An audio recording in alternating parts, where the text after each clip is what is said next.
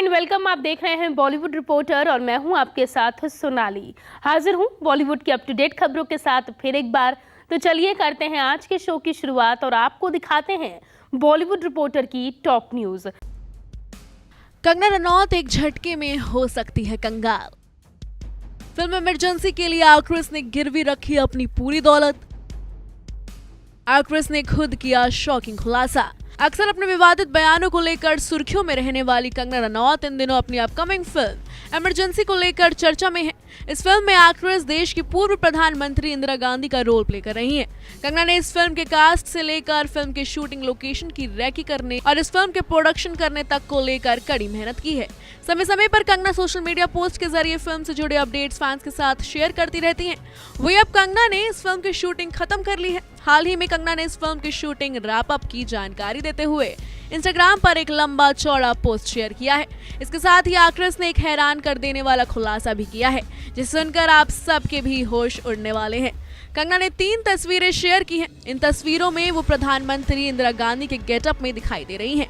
तस्वीरें शेयर करते हुए लिखा, एक एक्ट्रेस के तौर पर आज मैंने फिल्म इमरजेंसी की शूटिंग पूरी की।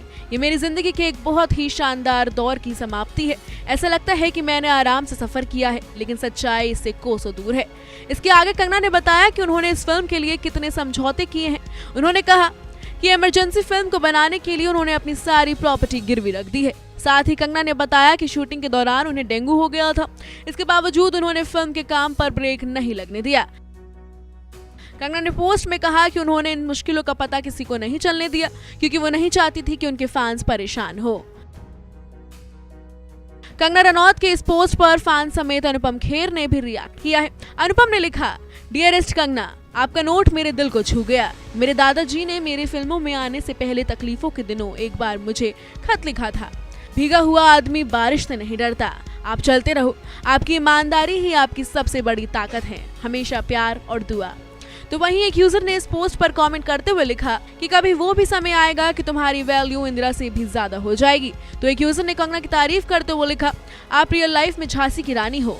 एक ने लिखा, क्वीन कंगना आपकी फिल्म जरूर हिस्ट्री बनाएगी। इसी तरह से तमाम यूजर्स कमेंट कर कंगना की तारीफ कर रहे हैं। बता दें कि कंगना की फिल्म इमरजेंसी में ऑपरेशन ब्लू स्टार और 1975 से 1977 तक लगी इमरजेंसी की कहानी दिखाई जाएगी। फिलहाल फिल्म की शूटिंग खत्म हो चुकी है। ये फिल्म 14 जुलाई 2023 को रिलीज हो रही है। इस फिल्म में कंगना के अलावा अनुपम खेर, मिलिंद सोमान, महिमा चौधरी, सतीश कौशिक और श्रेयस तलपड़े भी अहम भूमिका में नजर आएंगे। बता दें कि कंगना ने इस फिल्म को डायरेक्ट भी किया है। वहीं मणिकर्णिका और थलाइवी के बाद इमरजेंसी कंगना रनौत की तीसरी बायोपिक होगी। मणिकर्णिका में निभाई झांसी की रानी के किरदार के लिए एक्ट्रेस को नेशनल अवार्ड मिला था। इमरजेंसी के अलावा कंगना रनौत तेजस और टिकू एट शेरू में नजर आएंगी। हाल ही में कंगना धाकड़ में नजर आई थी, जिसमें उनका बिंदास लुक देखने को मिला था। Bureau report E24। 74 साल के महेश भट्ट की हुई हार्ट सर्जरी। महेश भट्ट की अब कैसी है तबीयत? बेटे राहुल भट्ट ने दिया अपडेट। कहा 4 दिन पहले एंजियोप्लास्टी हुई, अब वो घर पर आराम कर रहे हैं। जहां एक तरफ बॉलीवुड एक्ट्रेस आलिया भट्ट दोबारा प्रेग्नेंट होने को लेकर सुर्खियों में है, तो वहीं दूसरी तरफ उनके पापा और बॉलीवुड के मशहूर निर्देशक महेश भट्ट अपने हार्ट सर्जरी को लेकर खबरों में है। खबरों के मुताबिक महेश भट्ट कथित तौर पर स्वस्थ नहीं है। कुछ दिन पहले उनकी तबीयत बिगड़ गई थी और अस्पताल ले जाने के बाद उनकी एंजियोप्लास्टी की गई। मीडिया रिपोर्ट के अनुसार महेश भट्ट को उनके चेकअप के बाद हार्ट सर्जरी का सुझाव दिया गया था, जिसके बाद हाल ही में उनकी हार्ट सर्जरी हुई है। हार्ट सर्जरी के बाद महेश भट्ट की तबीयत अब कैसी है, इसके बारे में हाल ही में उनके बेटे राहुल भट्ट ने एक इंटरव्यू में बातचीत की है। राहुल भट्ट ने हेल्थ पर अपडेट देते हुए कहा है कि उनके पिता फिलहाल स्वस्थ हैं और घर वापस आ गए हैं। साथ ही उनकी रिकवरी भी काफी तेज है। वहीं इस मामले में अब तक महेश भट्ट की बेटी आलिया भट्ट का रिएक्शन नहीं आया है। बता दें कि महेश भट्ट की गिनती बॉलीवुड के बेहतरीन फिल्म मेकर में होती है। उन्होंने अपने करियर में आशिकी, सारांश, सड़क जिस्म और राज जैसी कई उम्दा फिल्में बनाई हैं। उन्होंने 26 साल की उम्र में ही डायरेक्शन करना शुरू कर दिया था। हालांकि महेश भट्ट अपनी फिल्मों से ज्यादा अपनी पर्सनल लाइफ को लेकर सुर्खियों में रहे हैं। कभी परवीन बॉबी संग एक्स्ट्रा मैरिटल अफेयर को लेकर, तो कभी शादी करने के लिए धर्म बदलने को लेकर, तो कभी अपनी ही बेटी पूजा भट्ट संग लिप किस को लेकर। देखा जाए तो महेश भट्ट के जीवन की शुरुआत ही कंट्रोवर्सी से हुई थी। क्योंकि महेश के माता पिता ने कभी शादी नहीं की थी। इसका असर उनकी जिंदगी पर भी हुआ। शायद यही वजह रही है कि उन्होंने अपनी निजी जिंदगी में भी कभी शादी को ज्यादा अहमियत नहीं दी। 20 साल के महेश भट्ट कॉलेज में पढ़ते थे जब उनका अफेयर शुरू हुआ लॉरियन ब्राइट से। ब्राइट का नाम बाद में किरण भट्ट हो गया। फिर इनके जीवन में परवीन बॉबी आती है, जिससे इनकी शादी में दरार आ जाती है। किरण भट्ट से महेश के 2 बच्चे हैं, पूजा भट्ट और राहुल भट्ट। इसके बाद महेश भट्ट की जिंदगी में सोनी राजदान की एंट्री हुई। कहा जाता है कि जब महेश भट्ट का रिश्ता सोनी राजदान से जुड़ा था तब वो अपनी पहली पत्नी के साथ ही रह रहे थे। हालांकि बाद में सोनी और महेश ने इस्लाम धर्म कबूल कर लिया और फिर शादी रचाई, जिसके बाद कपल की 2 बेटियां शाहीन भट्ट और आलिया भट्ट हुई। आलिया जहां बहुत कम समय में बॉलीवुड की टॉप एक्ट्रेस में शुमार है और अब तक कई हिट फिल्में दे चुकी है, वहीं उनकी बहन शाहीन भट्ट फिल्मी दुनिया से बिल्कुल दूर रहती है। फिलहाल इन दिनों महेश भट्ट की बेटी आलिया भट्ट अपने मदरहुड फेज को एंजॉय कर रही है। हाल ही में नवंबर में उन्होंने बेटी राहा को जन्म दिया है, जो कि अब 2 महीने की हो चुकी है। हालांकि अभी तक उन्होंने अपनी बेटी का चेहरा फैंस को रिवील नहीं किया है। रणबीर आलिया का इरादा है कि वो बेटी राहा कपूर की शक्ल 2 साल बाद रिवील करेंगे। Bureau report E24।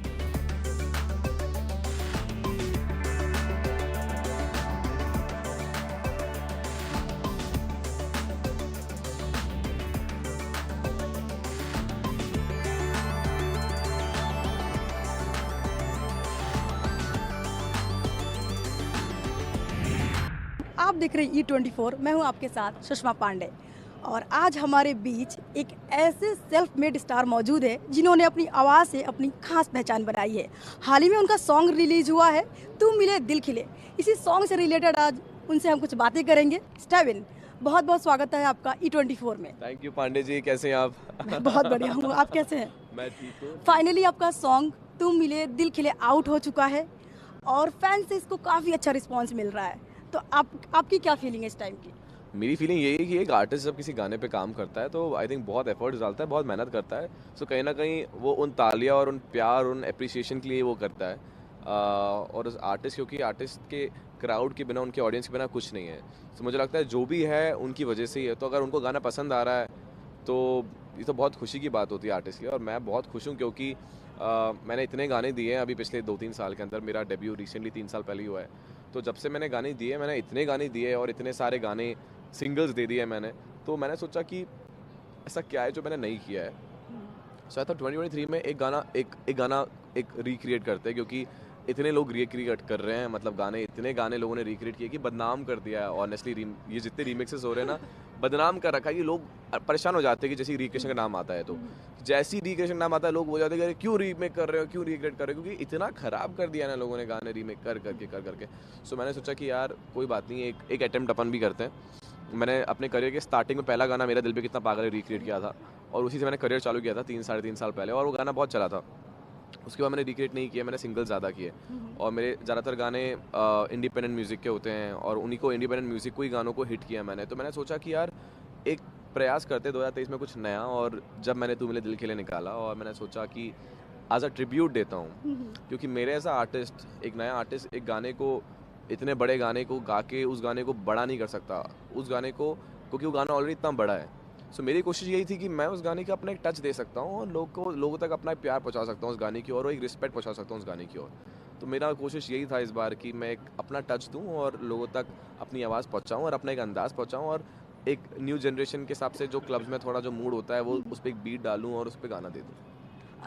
लगभग 30 साल पहले कुमार सानू ने इस गाने को आवाज़ दी थी अपनी, तो रिक्रिएट करते हैं जब, तो किस तरह का प्रेशर रहता है, चैलेंज रहता है? क्योंकि जनरली लोग रीमेक्स नहीं पसंद करते, एक्सेप्ट नहीं कर पाते इजीली, क्योंकि बहुत आइकॉनिक सॉन्ग रहा है, आइकॉनिक रोमांटिक सॉन्ग रहा है। तो आप पे किसी तरह का ऐसे चैलेंज सा लगा कि आप कुमार सानू को सॉन्ग को रिक्रिएट? बिल्कुल सही बात है। और मुझे लगता है कि प्रेशर तो बहुत होता है, और प्रेशर आप बनाते वक्त लेते हो, रिलीज करने के बाद नहीं लेते हैं। मैंने भी प्रेशर बनाते वक्त बहुत लिया। मुझे लग रहा था कि यार मैं तो शायद इसके लिए रेडी नहीं हूँ। फिर जब मैंने गाना सुना, जब गाना बनकर आया, तो मैंने सोचा कि यार मैंने एक ही चीज़ करना है, ना लिरिक्स चेंज करना है, ना कॉम्पोजिशन चेंज करनी है, ना गाने का मूड चेंज करना है। जैसा गाना वैसी गाना है, सिर्फ अपनी आवाज़ अपनी डालनी है। क्योंकि आप देखोगे पहले के गानों में भी एक गानों में अलग अलग 5 आवाज़ें होती थी। तो मैंने कोशिश यही करी कि अपनी आवाज़ बदल दी और थोड़ा सा नया वाइब दिया है गाने को, वो भी म्यूज़िकली। कुछ भी चेंज नहीं किया, ना लिरिक्स ना कॉम्पोजिशन, क्योंकि अगर आप एक रिस्पेक्ट की थ्रू एक ट्रिब्यूट दे रहे हो तो आप गाने को छेड़छाड़ नहीं कर सकते। और मेरा कोशिश यही था कि मैं गाने को बिल्कुल छेड़छाड़ ना करूं, उसको उतना ही प्यार दूं जितना वो गाना डिज़र्व करता है, और उसको अपनी रिस्पेक्ट की जगह, अपनी रिस्पेक्ट की तरह एक गाने पे अपनी एक टच दे देता हूं। That's it. गाना बहुत खूबसूरत है, काफ़ी खूबसूरत लोकेशन पे शूट भी किया गया है। तो इसकी कुछ शूटिंग जर्नी से बातें कुछ रिवील करिए आप। अज़रबैजान बाकू गए थे हम लोग अब्रॉड शूट करने, क्योंकि मैंने काफ़ी गाने अभी इस वक्त हाल ही में गाने अपने इंडिया में शूट किए हैं, और सारे ही गाने मेरे इंडिया में ही शूट होते हैं, तो मैंने सोचा कि एक बाहर का एक्सपीरियंस कर लेना चाहिए। और बड़ी फिल्मी गाना है ये, ओरिजिनल गाना भी हनीमून के ऊपर है, तो चाह रहे थे कि वो कोई जो ये गाना जब रीमेक होगा तो थोड़ा सेंशुअल इफेक्ट होना चाहिए उसके अंदर। तो सेंशुअल वाइब के लिए they wanted to have a abroad location, and हम सब लोग गए अज़रबैजान, और वहाँ पे एक बहुत ही ब्यूटीफुल लोकेशन पे गाने को शूट किया। और वाइब इतना अच्छा था क्योंकि फिल्मी डायरेक्टर हमारे साथ ट्रैवल करे, धर्मा 2.0 हमारे साथ में चले हैं, और पुनीत मल्होत्रा जो डायरेक्टर है उन्होंने बहुत ज़बरदस्त काम किया है। सो आई थिंक बहुत मज़ा आया है गाना सुन के, गाना वहाँ पे शूट करके, तो एक ऑटोमेटिकली केमिस्ट्री और एक वाइब अपने आप अंदर से ही आ रही थी, क्योंकि गाना इतना अच्छा था और जगह बहुत अच्छी थी। ये रही हमारी स्टेवेंस बेन से कुछ खास बातचीत। कैमरा पर्सन सुनील सिंह के साथ सुषमा पांडे, E24 दिल्ली।